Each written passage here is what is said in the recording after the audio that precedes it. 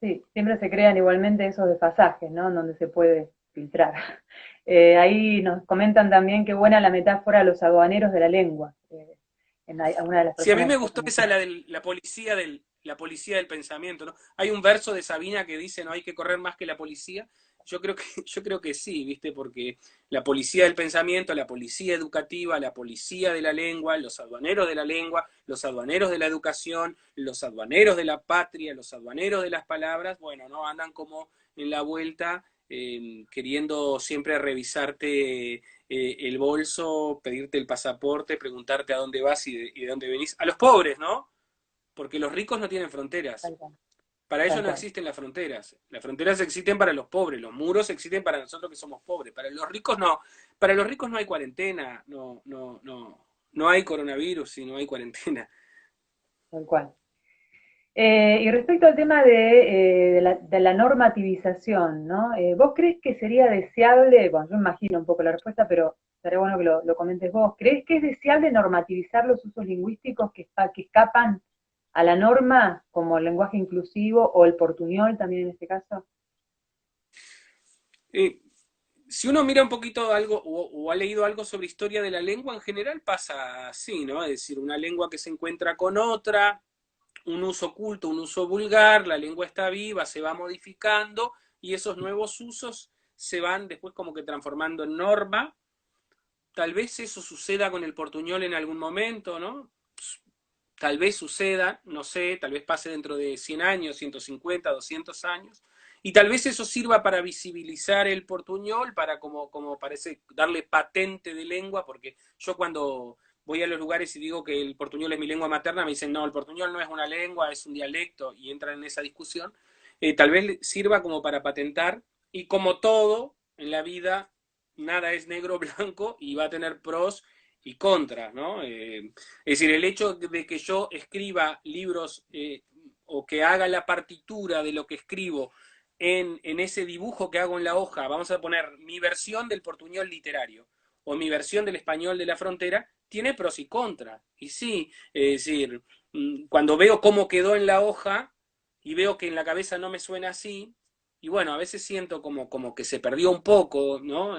Pero pasaría lo mismo si yo, en lugar de, ojalá tuviera yo una memoria, ¿no?, excepcional, que no necesitara escribir y pudiera andar recitándolo o grabando discos, pero también ahí se perdería. Entonces, me parece que hay mucha gente que está estudiando intentando como que buscar la norma del portuñol, intentando como defender el habla de esa minoría de personas que viven en la frontera y que hablan en esa mistura de portugués y español. Tal vez suceda, ¿sabes qué? Que no lo sé. Si sucediera, por ejemplo, a mí me gustaría creer que dentro de 200, 300 años el portuñol sería la lengua oficial de América, ¿viste? O sea, la lengua de la integración sería el portuñol, teniendo en cuenta que tenemos a Brasil, que habla portugués, el resto del continente habla español y Brasil tiene frontera con casi todos los países de habla hispana y creo que hay 57 ciudades brasileñas que tienen frontera con países de habla hispana donde se hablan distintas variaciones del portuñol o lo llaman de otra forma. Entonces me parece que una verdadera integración, porque la lengua es muy importante en la integración, podría ser el portuñol, ¿no? Podría ser esa lengua, pero eso tal vez podría pasar dentro de 300 años.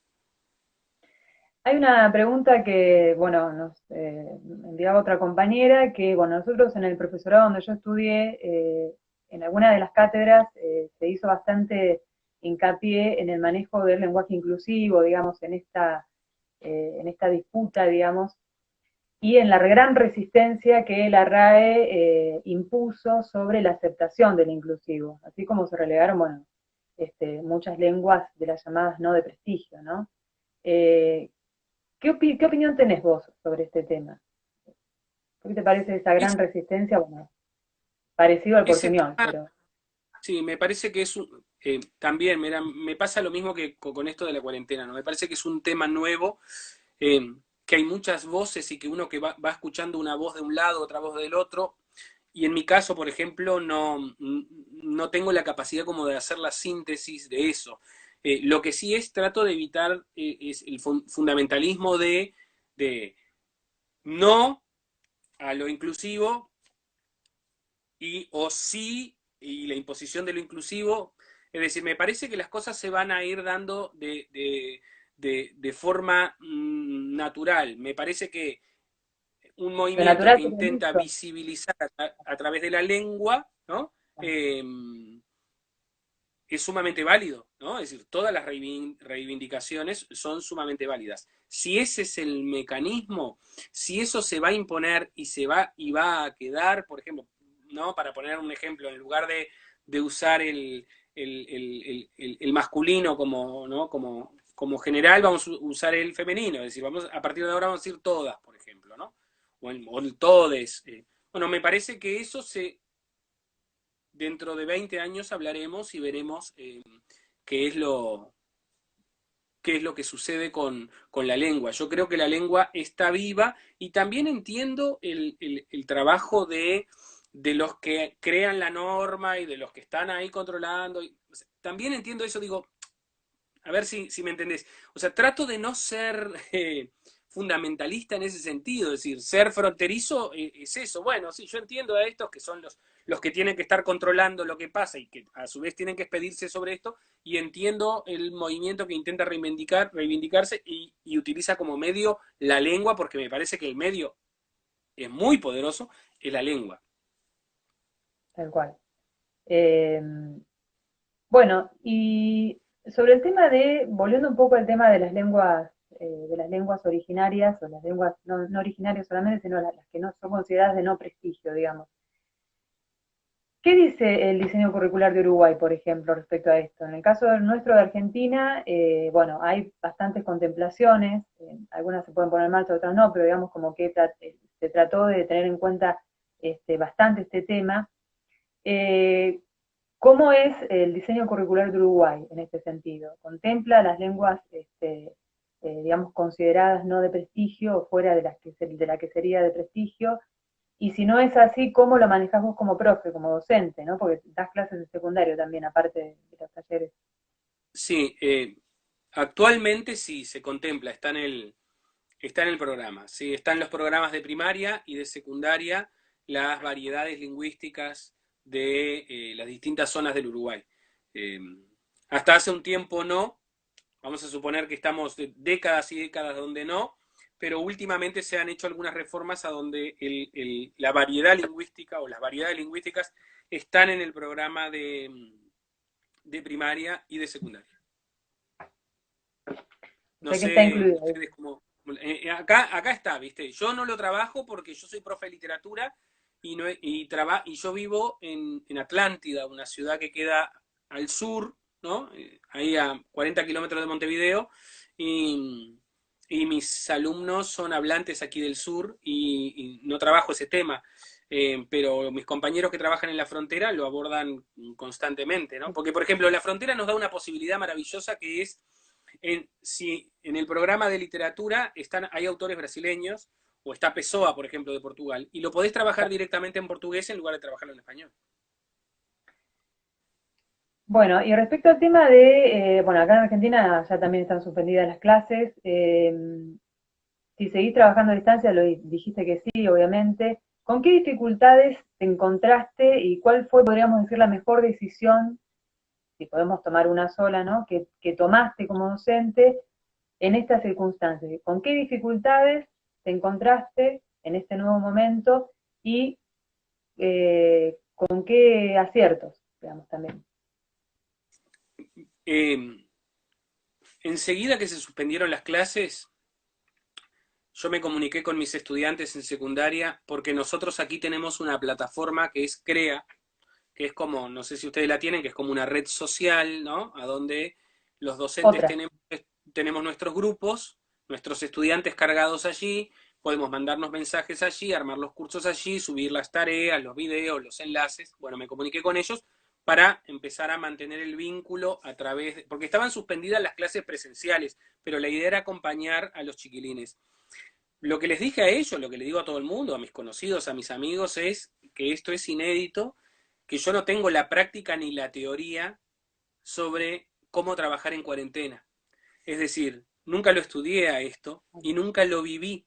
Entonces, para poder llevarlo adelante, tengo que basarme un poquito en la intuición, en el instinto y en hacer como esa amalgama teórica de lo que uno fue leyendo y de lo que uno va viendo y que va conversando con compañeros de lo que va sucediendo con uno y con otro.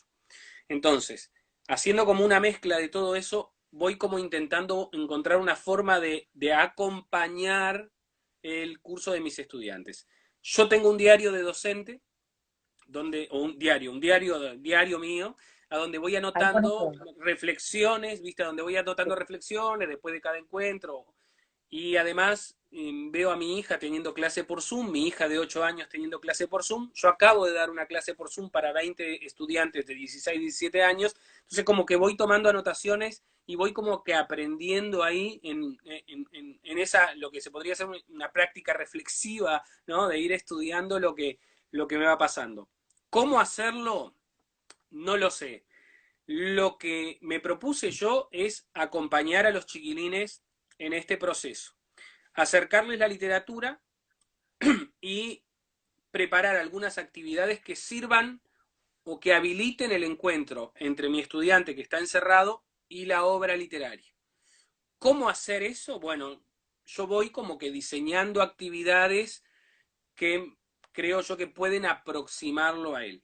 Eh, es difícil pensar un poquito en este momento, porque, por ejemplo, en Uruguay se generó una discusión muy grande sobre el hecho de si seguíamos o no seguíamos dando clases por Zoom, por ejemplo, o por CREA, o por conferencia, o por donde quiera, por videos, por el hecho de si están dadas las condiciones para que eso suceda, porque puede haber que Claro. muchos, puede suceder que muchos, puede suceder, no, sucede que muchos de nuestros estudiantes no tienen conexión a Internet o no tienen dispositivos para hacerlo.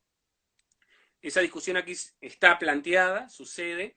Yo la postura que tengo ahí es, si a mí me dicen que las condiciones no están dadas para que se dé la clase en esta nueva situación, con estos medios, yo me pregunto si antes estaban dadas las condiciones para que ocurriera el hecho educativo con un público cautivo en un salón de 4x4, todos sentaditos, ordenaditos, mirando para adelante, y, y un Claro. profe parlante allí, hablando Mm, como que si existiera, como si sucediera, como si eso fuera un hecho natural. tal Entonces, ¿cuándo estuvieron dadas las condiciones? ¿Viste? Trato de cual. preguntarme, ¿cuándo estuvieron dadas las condiciones? Tratando de zafar del mito ese de la época dorada, ¿no? Porque parece que todo tiempo pasado fue mejor. Entonces ahora parece que antes de la cuarentena, cuando estábamos todos en los salones, era todo maravilloso, ¿viste? Era hermoso y estamos deseando volver ahí.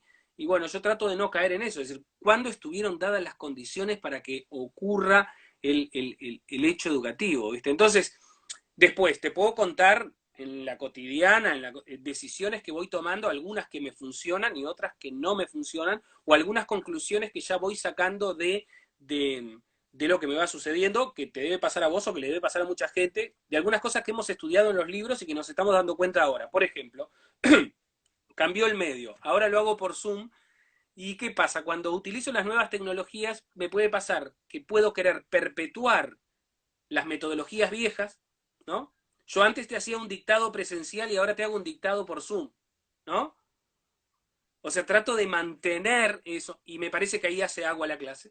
Es decir, ¿no? Ahí es cuando el estudiante desconecta la camarita, desconecta el micro y deja el teléfono en el baño y se va a Claro. recorrer la casa mientras el profe sigue dando la clase de literatura. ¿Sí? Es decir, Es trato como de que hay mantener... cuestiones es como que hay ¿Eh? cuestiones que funcionan, que hay cuestiones que funcionan en el vivo y directo, digamos, en el estar en presencia, y hay otras que no, indudablemente no pueden. Y que no se pueden trasladar. Ahora, ¿cuáles son las que se pueden trasladar o qué es lo que se puede hacer?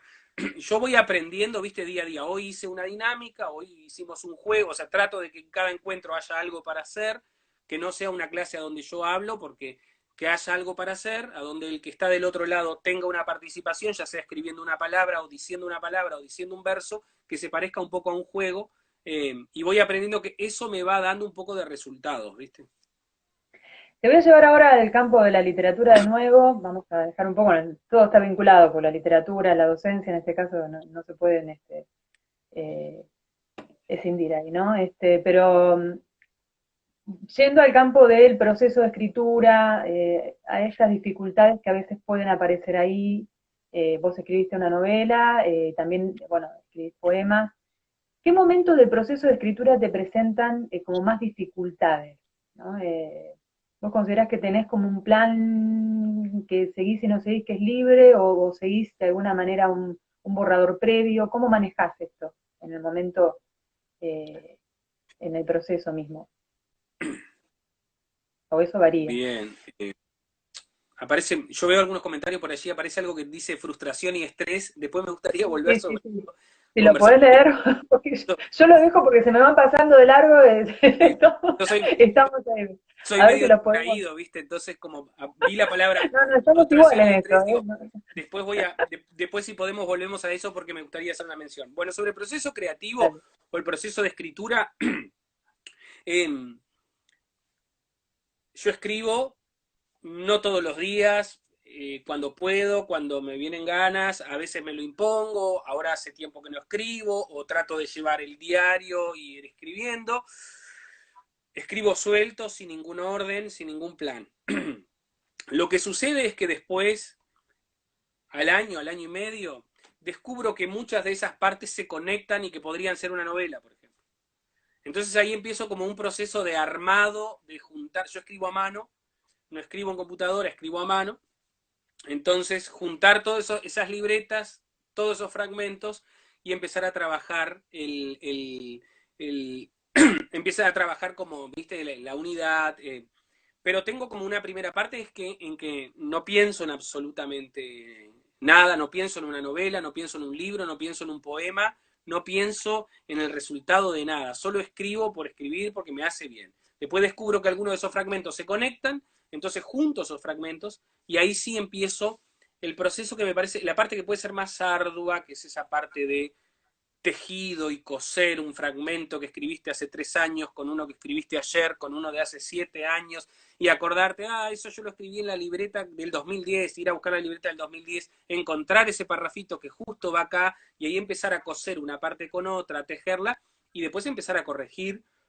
A mí me lleva 2, 3, no sé, 4 años. Sepultura, que es el libro que voy a presentar la semana que viene, Ah, la mira. primera imagen o el primer fragmento de ese libro lo escribí en el 2006, imagínate. Y estamos en el 2020, o sea que hace 14 años.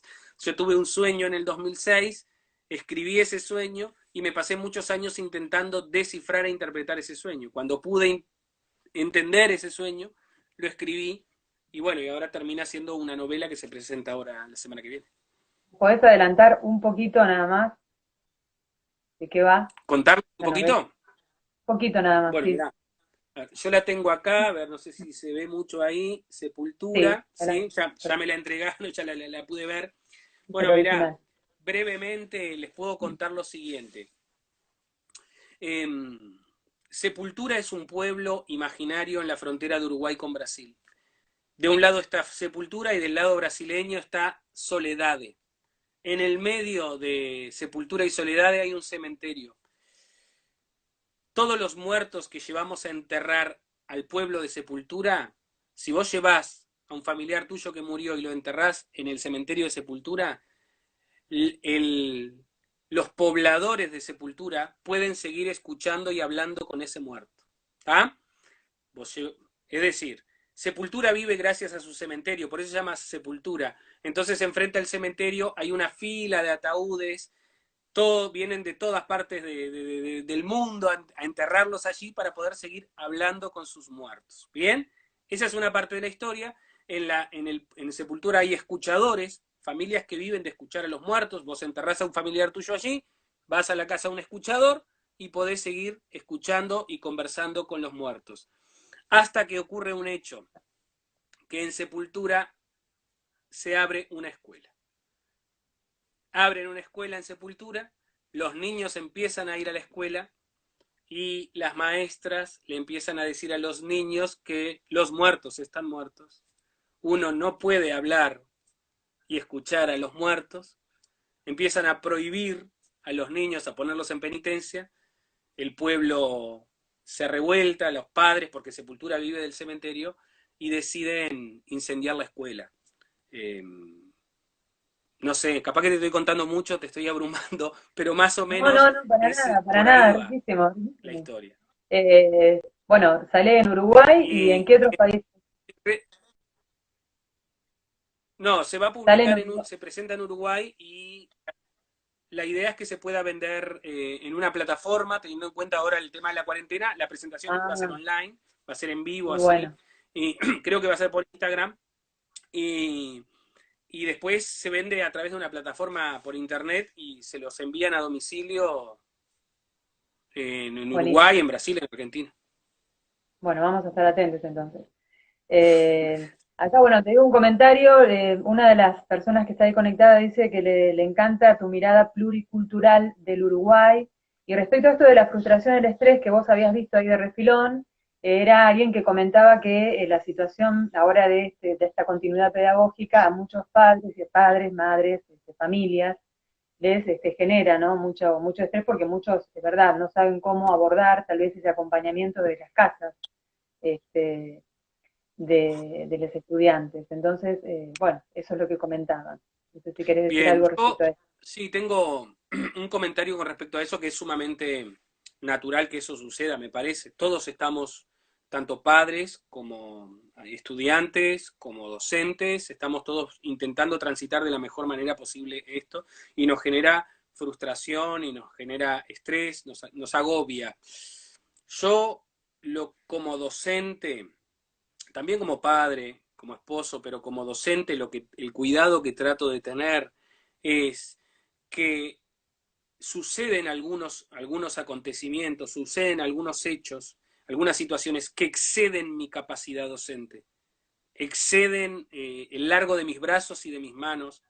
Entonces, eh, trato de no frustrarme y no culparme por eso, por lo que excede a... Es decir, yo trato de diseñar la mejor actividad de estudiar y poner en uso los mejores recursos, pero de repente ocurren hechos que exceden. Es decir, ya sea en la casa, en el uso de los medios, en la tecnología. Entonces, yo creo que es un momento en el que debemos, yo utilizo un término acá en mi casa que es el de economía de guerra, en el sentido de creo que tenemos que economizar el tema de las emociones y las frustraciones y la culpa. Debemos manejarnos para que la situación no, nos vaya, no se nos vaya de las manos. Entonces, porque yo creo que la frustración y la culpa está muy asociada con la tarea docente. Se nos ha impuesto un relato de eso, ¿no? La sociedad, los teóricos, los libros que hemos leído, pareciera que el sistema funciona mal y es culpa del docente. Es como cuando yo voy a una entrevista y me hablan sobre superpoblación de los grupos. Entonces yo le digo, ¿y yo por qué tengo que saber de superpoblación? ¿Yo por qué tengo que saber cuántos grupos tienen que entrar o tienen que no entrar o cuántas escuelas tienen que haber o no haber? No hay un ministro para eso, no hay gente que le paga para que trabaje eso. Yo soy profesor de literatura, tengo que es decir, concentrar toda mi energía en intentar habilitar el encuentro entre el estudiante y la obra literaria. Pero claro, se genera un relato en el que uno empieza a frustrarse por eso, es decir, yo pienso una tarea, pero resulta que en mi grupo de 58 alumnos, ¿viste? Es difícil un grupo de 58 alumnos, ¿viste? Entonces yo creo que 58 nosotros alumnos, debemos tener claro, mucho cuidado con eso. Después, sobre lo fíjate. de la mirada pluricultural, la frontera me ha dado, ¿no? Como esa, yo le agradezco porque después uno empieza a mirar, supongo que a ustedes le pasa lo mismo. Existe una cultura dominante, otra oprimida, un lenguaje dominante, otro oprimido, una lengua, una literatura, unos medios. Resulta que la forma de hablar bien es la que hablan algunos habitantes de alguna zona privilegiada de Montevideo. Y los que hablan mal o los que deberían corregir su forma de hablar son los que viven en determinadas zonas periféricas de Montevideo, que deberían aprender a hablar como si vivieran frente al mar donde viven los privilegiados. Entonces, cuando uno viene de la frontera y de ver de lo que pasa con la lengua, y cuando uno es docente y cuando uno trabaja con las palabras y con la lectura y la escritura y el habla y la escucha, tiene que ser muy responsable y muy cuidadoso en ese sentido, porque las palabras son casi lo único que tenemos, somos palabras, ¿no? Yo cuando me vine a la frontera descubrí que lo único que me traía de la frontera eran mis palabras. Y si resulta que yo llego al sur, si yo llego a Buenos Aires con las palabras que cargo, con las palabras de mi abuela, con las palabras de mi madre, con las palabras de mi padre, y vos intentás corregírmela, vos intentás borrármela, intentás que la elimine porque están mal escritas, bueno, corro un riesgo allí que es el de perder todo lo que traía, ¿no? Tal cual. No sé si, Acá creo nos que dice puede en ser el que se vivo, nos haya cortado un poquito. tenemos como una especie de, no está sincronizado, digamos, pero no se cortó totalmente. O sea, por momentos parece que se cortara, pero después seguimos, así que estamos no mal, Perfecto. bastante bien. Nos dice acá hay alguna de las personas, Caro, si no me equivoco, que después pases el link para ver la presentación del libro, si está la posibilidad de verlo en vivo, si lo hacen, que después nos mandes el link para poder entrar en contacto. Hay muchos comentarios, estoy tratando de seguir algunos, pero se me escapan unos cuantos. Eh, bueno, hay muchas preguntas que me quedan, pero tenemos el vivo hasta una horita, nos quedan 10 minutitos. Antes, en los últimos 2 o 3 minutos, 5 minutos, más o menos vos decime, me gustaría que puedas leer algunos de tus poemas en portuñol. ¿Te parece cuántos minutos más o menos andaríamos con eso? Mirá, no, yo voy a compartir con ustedes Pero no todavía, ¿eh? tres párrafos de No ese. todavía, porque tengo algunas Dale, dale. preguntitas más. Tres párrafos Algunas de más, ese hay unas poemita. cuantas. Hay unas cuantas. Dale. Eh, Justamente respecto al tema del portuñol, vos dijiste en algún momento que, bueno, que como justamente no hay una gramática, o sea, no hay un diccionario de portuñol, ¿no? Hay que innovar, hay que improvisar.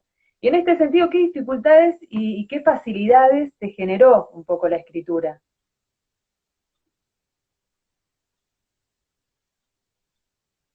¿Me escuchaste? A ver, ¿se cortó? Eh, Creo que se me cortó un poquito, pero ¿qué dificultades se me genera a la ¿Qué hora de dificultades innovar, de y qué escribir en portuñol? ¿Puede facilidades? ser? Claro, porque vos dijiste en un momento que al no haber una gramática, al no haber un diccionario, hay que improvisar todo el tiempo, ¿no? Bueno, en ese sentido. O tal vez no hay dificultades. Yo creo, esta es mi concepción, no es solo mía, ¿no? La aprendí en los libros, los escritores o las personas que juegan con las palabras intentan como crear su idioma, su propio idioma. El español de Borges, el español de Rulfo, el español de Cortázar, el portugués de Guimarães Rosa. Bueno, eh, a mí, haber nacido en la frontera me da las posibilidades de jugar mucho con las palabras, con el léxico, con su significado, con su sonido. Agarro una palabra de un lado, la recorto y pego con otra y me gusta cómo suena y la pongo. Y si no encuentro la palabra, invento una palabra. Juego con el lenguaje totalmente liberado, ¿no? Trato, aunque sé que inconscientemente pueda sentir presiones, trato de estar lo más libre posible para jugar con las palabras. Yo lo dije en un congreso en Cuba, les dije, si los escritores son niños que juegan con el lenguaje, bueno, la frontera es una gran juguetería, a donde pueden jugar muchísimo con la lengua. Para mí la frontera es una riqueza, ¿no? La última pregunta, que pues, tenemos varias, pero bueno, ¿cuál es tu palabra preferida? Nos acercaron una preguntita. Si tuvieras que elegir una de tantas, y después vamos al poema en portuñol Sí, y ya cerramos, porque nos queda muy poquito tiempo. no tengo una palabra así. A veces me gustan algunas palabras por cómo suenan, ¿viste? O por el significado. El otro día hablábamos con mis talleristas y una tallerista decía, la palabra crocante es crocante, ¿no? Decía ella, suena como su significado y bueno, me acordé ahora de esa palabra, pero ahora no se me ocurre ninguna palabra. Bueno, les comparto un pedacito de Sepultura, Dale, dale, dale. ¿sí? Sí, sí, por Eh, supuesto, eh, adelante. lo escribí lo escribí hace algunos años, pero lamentablemente se relaciona con esta extrañísima, incierta y a mí me parecería que absurda decisión que se ha tomado en encerrar a las personas mayores, ¿sí?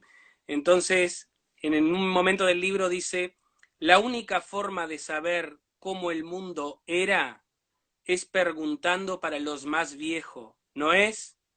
Hay que buscar un abuelo, pararse enfrente, se llenar de su memorial. Si no es así, ¿cómo?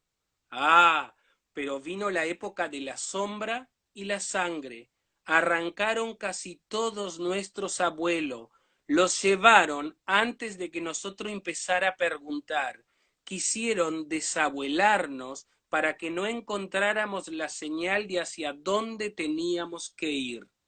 Los únicos abuelos que ficaron con vida fueron los que se escondieron atrás de las cortinas del miedo. Ahí están, se arrugando de tanto no hacer. Mire la Mildred, el Renan, la mayoría de los de esta cuadra. Sufrir toda una vida para terminar sentado enfrente de un perro, tirando miga para las palomas o metiendo sus ojos en el aburrimiento como yo. Bueno, ese es un fragmento de Sepultura. Bueno, Fabián, muchísimas gracias por estar con nosotros, fue un placer poder tenerte de aquel lado, charlar, acercarnos, compartirnos de parte de tu literatura, y bueno, seguimos en contacto, tal vez más adelante hagamos una segunda charla, ¿por qué no? Si vos podés, y esperamos que nos mandes el link de Bueno, esta presentación del libro de gracias Sepultura. por el tiempo, por el espacio, por la invitación. La verdad que un gustazo conversar con ustedes. Yo estoy a las órdenes. Ojalá que tengamos una segunda parte y podamos seguir contestando a esas preguntas que fueron surgiendo. Y bueno, ojalá que la literatura nos siga encontrando. Muchísimas gracias, Fabián. Saludo Abrazo grande para grande. toda la gente de Uruguay. Chau, chau, gracias. Chau, chau.